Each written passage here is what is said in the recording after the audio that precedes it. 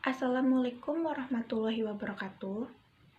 Puji syukur marilah kita panjatkan kepada Allah Subhanahu wa Ta'ala atas rahmat berupa kesehatan sehingga kita bisa berkumpul di sini. Tak lupa juga sholawat serta salam serta tetap tercurahkan kepada junjungan kita Rasulullah Shallallahu Alaihi Wasallam. Pada kesempatan kali ini, saya Nurlailiana Anggraini, NPM 2050281 sebagai moderator yang akan memandu presentasi ini. Materi yang akan kami bawakan mengenai e-commerce dan e-business. Sebelum memulai presentasi, izinkan saya untuk memperkenalkan anggota kelompok 7 yang akan menyampaikan materi. Yang pertama, Siti Fajrani, NPM 2050241.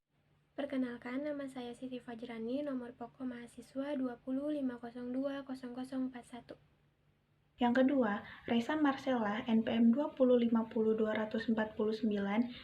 Assalamualaikum warahmatullahi wabarakatuh. Perkenalkan, nama saya Reza Marcella, NPM 205020049. Ketiga, Nabila Putri, NPM 2050260. Perkenalkan, nama saya Nabila Putri Pratiwi, NPM 2050260. Keempat, Karunia Putri, NPM 2050279. Perkenalkan, nama saya Karunia Putri Rahmawati, NPM 205020079. Yang kelima, Nurlailiana Anggraini, NPM 2050281. Selanjutnya, ada beberapa materi yang akan kami sampaikan. Yang pertama, ada pengertian e-commerce. Kedua, jenis-jenis e-commerce. Ketiga, manfaat e-commerce. Keempat, metode pembayaran e-commerce. Kelima, contoh e-commerce. Keenam, pengertian e-business. Ketujuh, model-model e-business. 8, keyword e-business. 9, persamaan e-commerce dan e-business. Ke-10, perbedaan e-commerce dan e-business. Untuk itu, saya persilakan kepada anggota kelompok 7 untuk menyampaikan materi. Saya akan menjelaskan pengertian e-commerce. Menurut Rahmawati, pada tahun 2019, e-commerce singkatan dari electronic commerce yang artinya sistem pemasaran secara atau dengan media elektronik.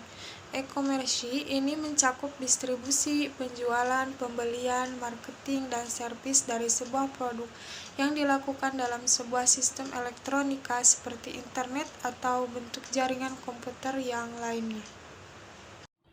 Jenis-jenis e-commerce. Yang pertama, bisnis ke bisnis atau B2B. Transaksi B2B e-commerce adalah sebuah transaksi yang melibatkan dua belah pihak yang sama-sama organisasi atau pelaku bisnis, seperti produsen, pedagang, pengecer, dan sejenisnya. Yang kedua, ada bisnis ke konsumen atau B2C. Bisnis ke konsumen ini transaksi antara penjual, produsen dengan konsumen sebagai pemakai produk. Dan yang ketiga, ada konsumen untuk konsumen. Agak susah mengartikan C2C, tapi beberapa transaksi awal dalam sistem ekonomi global melibatkan barter. Seperti situs lelang juga termasuk contoh yang baik dari C2C e-commerce. Manfaat electronic commerce atau e-commerce menurut Laura Manisto, International Telecommunication Union, Asia and the Future of the World Economic System, 18 Maret 1999, London, yaitu yang pertama, ketersediaan informasi yang lebih banyak dan mudah diakses. Ketersediaan informasi produksi dan harga dapat diakses oleh pembeli, penjual, produsen, dan distributor. Yang kedua yaitu globalisasi produksi, distribusi, dan layanan konsumen. Jarak dan waktu relatif lebih pendek, sehingga perusahaan dapat berhubungan dengan rekan bisnis di lain negara dan melayani konsumen lebih cepat. Produsen dapat memilih tempat untuk memproduksi dan melayani konsumen, tidak tergantung di mana konsumen itu berada. Perusahaan yang berada di negara berpendapatan rendah dapat mengakses informasi dan membuat kontak bisnis tanpa harus mengeluarkan biaya tinggi. Yang ketiga yaitu mengurangi biaya transaksi dengan adanya sistem order, pembayaran, dan logika secara online dan otomatis. Metode pembayaran e-commerce yaitu yang pertama, online processing credit card. Metode ini digunakan untuk produk yang bersifat retail, di mana mencakup pasar yang sangat luas, yaitu seluruh dunia. Pembayaran dilakukan secara langsung atau saat itu juga. Yang kedua, ada money transfer. Pembayaran dalam metode money transfer lebih aman, namun membutuhkan biaya fee bagi pihak penyedia jasa money transfer untuk mengirim sejumlah uang ke negara lain. Dan yang ketiga, ada cash on delivery, di mana pembayaran dengan bayar di tempat hanya bisa dilakukan jika konsumen langsung datang ke toko tempat produsen menjual produknya atau berada dalam satu wilayah yang sama dengan penyediaan jasa. Selanjutnya, ada contoh-contoh dari e-commerce, yaitu seperti Shopee, Tokopedia, Lazada, dan Bukalapak. Baik. Selanjutnya, di sini saya akan menerangkan mengenai pengertian dari e-bisnis. E-bisnis merupakan semua transaksi yang terjadi di dalam bisnis online. Transaksi tersebut meliputi penjualan langsung ke konsumen atau e-commerce, transaksi dengan produsen dan pemasok, interaksi yang dilakukan dengan mitra bisnis. Dengan kata lain, e-bisnis merupakan aktivitas dalam menjalin relasi dengan konsumen dan pertukaran data dalam suatu perusahaan dengan memanfaatkan jaringan internet. Selain itu, e-bisnis adalah seluruh hal yang mencapai apa yang harus digunakan dengan memanfaatkan teknologi, informasi, dan komunikasi untuk bisa melakukan kegiatan bisnis dengan perusahaan lain atau dari perusahaan ke konsumennya. Lalu yang selanjutnya ada jenis-jenis dari e-bisnis. Terdapat 8 jenis dalam e-bisnis. Langsung saja, yang pertama ada virtual storefront. Model ini menjual produk fisik atau jasa secara online, sedangkan para konsumennya menggunakan berbagai sarana tradisional lain, seperti dengan menggunakan jasa pos dan kurir untuk menerima belanjanya. Lalu jenis yang kedua ada marketplace concentrator. Model bisnis ini lebih memusatkan informasi produk atau jasanya dari beberapa produsen di suatu titik sentral. Pihak pembeli nantinya bisa mencari, membandingkan, atau melakukan pembelian pada bisnis tersebut. Lalu yang ketiga ada jenis information broker. Information broker ini akan fokus dalam menyediakan informasi terkait produk, harga, dan juga ketersediaannya. Mereka juga terkadang ada yang menyediakan fasilitas transaksi, tetapi tidak semuanya seperti itu. Lalu yang selanjutnya ada transaction broker. Model ini akan membuat pembeli mampu mengamati berbagai tarif dan syarat pembelian, namun kegiatan bisnis utamanya adalah memberikan fasilitas transaksi. Selanjutnya yang kelima ada model electronic clearing house. Electronic Clearing House merupakan perusahaan yang lebih fokus dalam menyediakan sarana dan prasarana seperti tempat lelang produk, di mana seluruh harga dan ketersediaan barang di dalamnya akan terus berubah tergantung dengan reaksi dari konsumen. Lalu yang selanjutnya ada model reverse auction. Reverse auction akan mengajukan penawaran pada berbagai penjual untuk membeli produk, barang atau jasa dengan harga yang sudah ditetapkan oleh pihak pembeli. Lalu yang ketujuh ada model digital product delivery. Jenis model ini akan menjual dan mengirim produk jenis perangkat lunak multimedia atau produk digital lainnya dengan menggunakan internet.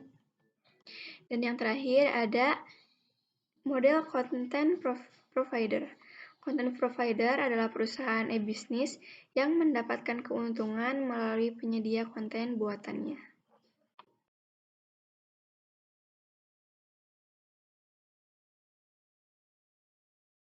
Ya, selanjutnya yaitu ada keyword dalam e-bisnis. Yang kesatu yaitu pelayanan.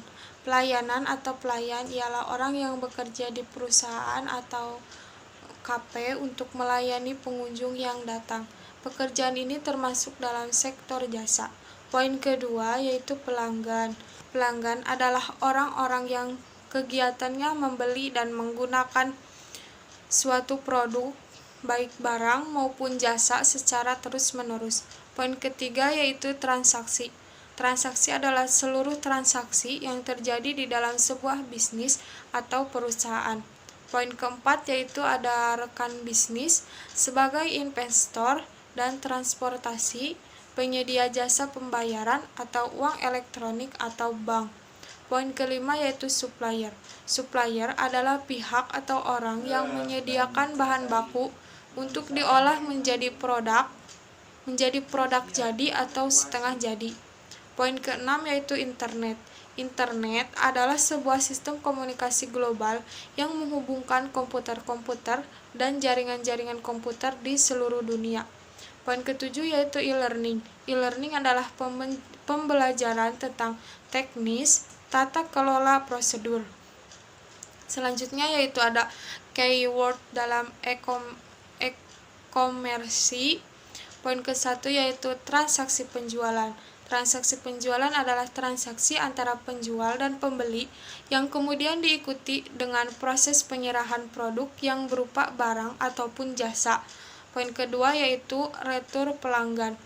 Poin ketiga ada pelayanan penjualan. Pelayanan penjualan adalah suatu kegiatan yang dilaksanakan setelah penyerahan produk kepada konsumen atas pembeliannya yang berlaku selama konsumen ada ikatan layanan atau hubungan dalam berbagai kegiatan layanan. Poin keempat yaitu ada internet. Internet adalah sebuah sistem komunikasi global yang menghubungkan komputer-komputer dan jaringan-jaringan komputer di seluruh dunia. Persamaan e-commerce dan e-business. Persamaan dari e-commerce dan e-business terletak pada tujuan utamanya, yaitu memajukan perusahaan menjadi perusahaan yang lebih besar dari sebelumnya. E-commerce dan e-business merupakan terobosan yang dapat mendongkrak penjual melalui online marketing dan sebagai sarana mempromosikan produk melalui media internet. Pada persamaannya, yaitu yang pertama ada transaksinya terjadi di antara dua belah pihak. Yang kedua, adanya pertukaran barang, jasa maupun informasi. Yang ketiga, proses dan mekanisme perdagangannya sama-sama dilakukan melalui media internet. Dan yang keempat, memakai metode pembayaran yang sama seperti cash on delivery atau COD, money transfer, dan online processing credit card. Perbedaan antara e-business dengan e-commerce. Yang pertama yaitu e-business memiliki jangkauan yang lebih luas jika dibandingkan dengan e-commerce, karena e-business meliputi modal, SDM atau sumber daya manusia, sedangkan e-commerce hanya sebatas pada proses jual beli jasa atau produk melalui jaringan internet dalam wadah situs atau web. Yang kedua yaitu e-commerce hanya menjalankan tugasnya sebagai media transaksi jual beli secara online saja, sedangkan e-business lebih ke arah edukasi dan juga menjaga agar pelanggan paham lebih banyak tentang manfaat dari sebuah produk maupun jasa. Yang ketiga yaitu jika e-commerce hanya memerlukan sistem pemasaran termasuk spesifikasi dan juga analisis dalam segi penjualan saja. Tetapi e-business lebih kompleks yang menyasar setiap bagian dari hulu hingga hilir sebuah bisnis. Demikian materi yang dapat kelompok 7 sampaikan. Saya mohon maaf yang sebesar-besarnya apabila ada tutur kata maupun tindakan yang kurang berkenan. Saya Nurlailian Anggraini sebagai moderator undur diri dan presentasi kali ini saya tutup. Terima kasih. Wassalamualaikum warahmatullahi wabarakatuh.